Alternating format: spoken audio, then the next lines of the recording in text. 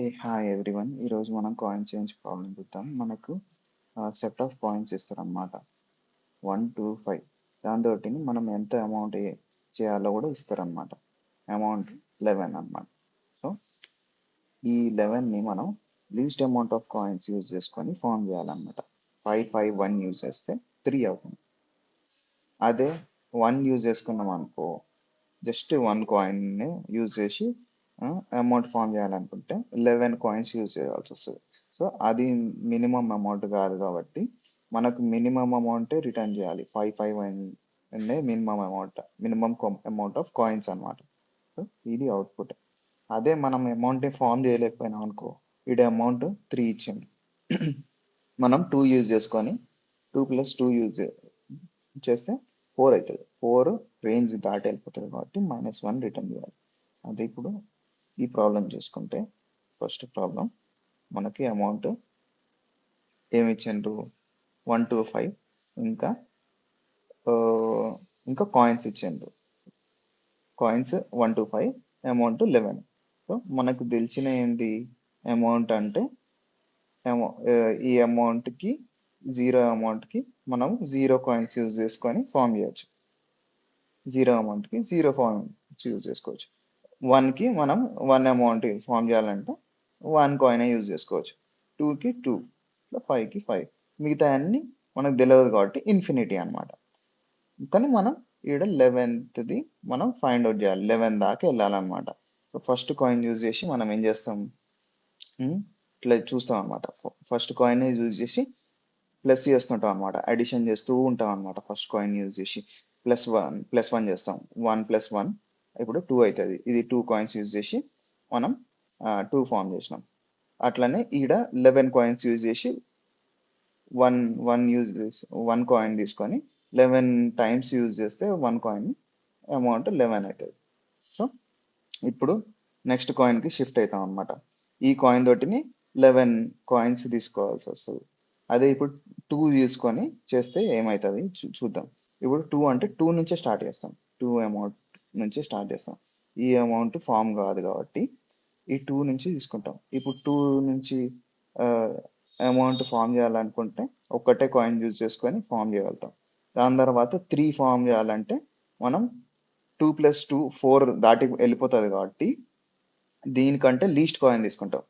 So 1 use చేసేసుకొని 1 + 2 తీసుకుంటే అప్పుడు ఎంతైతే 2 కాయిన్స్ యూజ్ చేసుకొని మనం ఈ అమౌంట్ ఫామ్ చేయగలుగుతాం.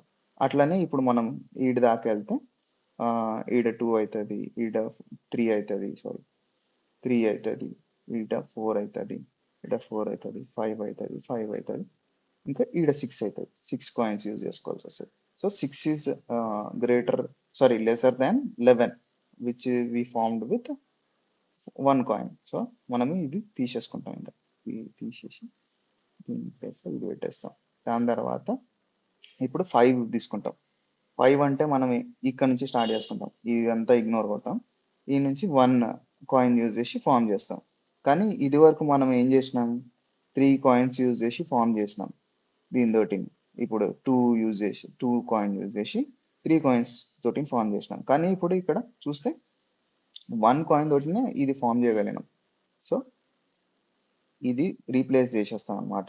ఇప్పుడు ఇది రీప్లేస్ చేసేస్తాం. ఆల్రెడీ 3 ఉన్నది రీప్లేస్ చేసి ఇప్పుడు 1 పెడతాం. ఈడ 6కి 1 కాయిన్ యూజ్ చేస్తాం. ఇది యూజ్ చేస్తాం, ఇది యూజ్ చేస్తాం. ఎందుకంటే 5 + 5 10 దీన్ని దాటి వెళ్ళిపోతుంది కాబట్టి ఇది యూజ్ చేసి ఇది యూజ్ చేస్తాం. సో దీన్ని 2 కాయిన్స్ తోటి చేస్తాం. సో అట్లనే ఈడి దాకా 2 కాయిన్స్ తోటి చేస్తాం. 5 + 5 యూజ్ చేసి 2 కాయిన్స్ యూజ్ చేస్తాం.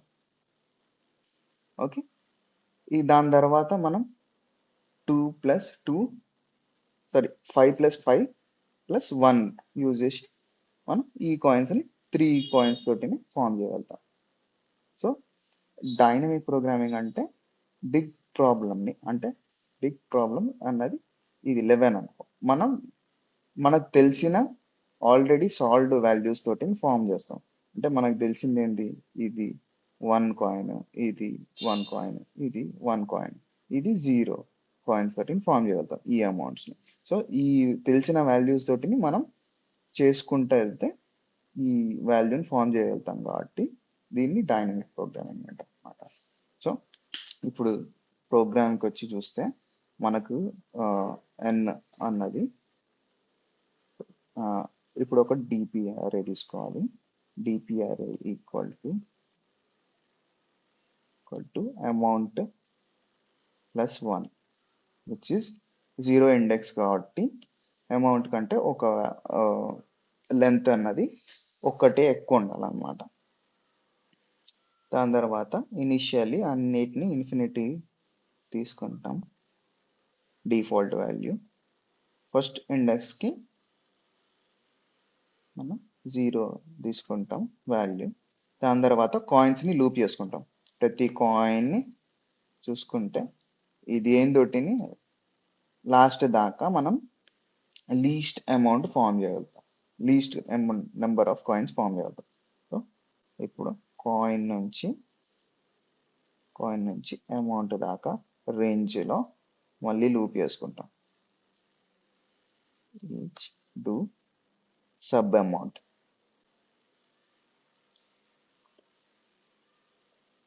అయితే ఈ సబ్ అమౌంట్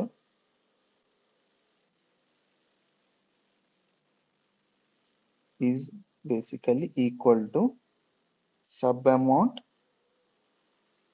అమౌంట్ మినిమం అయిందనుకో సబ్ అమౌంట్ని యూజ్ చేసుకుంటాం. అదే కాదనుకో 1 ప్లస్ ఈ sub amount minus DP of sub amount minus 1 plus sub amount minus coin. ఎందుకంటే ఫస్ట్ టైం మనం సపోజ్ ఇది 11 అనుకో, ఫస్ట్ టైం 5 కాయిన్ తోటి ట్రై చేస్తాం. దాని తర్వాత 0 అవుతుంది. 5 కాయిన్ యూజ్ చేస్తే ఇక్కడ సబ్ అమౌంట్ 5 అయింది అనుకో, ఇది 0 అవుతుంది, ఇది 1 అవుతుంది, విచ్ ఇస్ 0. మనకు ఈ డిఫాల్ట్ వాల్యూ తెలుసు కాబట్టి దాని ప్లస్ 1 అవుతుంది అన్నమాట.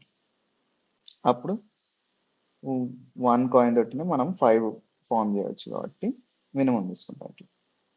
ఇప్పుడు లాస్ట్కి మనం లాస్ట్ దాకా ఫామ్ చేయగలుగుతాం ఈ సబ్ అమౌంట్. సో ఇప్పుడు సబ్ అమౌంట్ ఇప్పుడు డైరెక్ట్గా అమౌంటే తీసుకోవాలి రిటర్న్లో. ఇది ఇన్ఫినిటీ అయిందనుకో మనం ఫామ్ చేయలేకపోయినాం, సబ్ అమౌంట్ దాకా ఫామ్ చేయలేకపోయాం. సో మనం రిటర్న్ చేస్తాం -1. అదే ఫామ్ చేయగలిగినాం అనుకో అప్పుడు అమౌంట్ని రిటర్న్ చేస్తాం.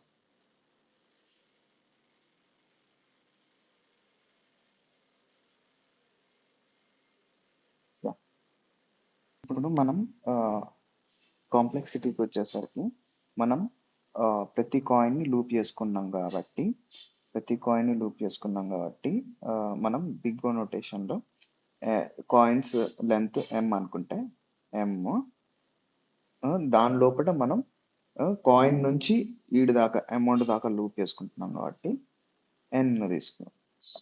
బిగ్ ఓ m ఇంటూ n అనమాట. ఇది దీని లెంత్ m. అదే మనం స్పేస్ కాంప్లెక్సిటీ తీసుకుంటే మనం ఓన్లీ ఈ అమౌంట్ నుంచి ఈ దాకా స్టోర్ చేసుకుంటున్నాం కాబట్టి బిగ్ ఓ ఆఫ్ n.